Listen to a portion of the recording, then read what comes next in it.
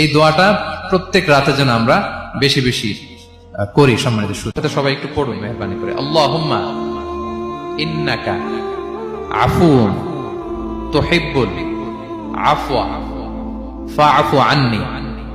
আল্লাহুম্মা ইন্নাকা আফুউন তুহিব্বুল আফওয়া ফাআফু আন্নি।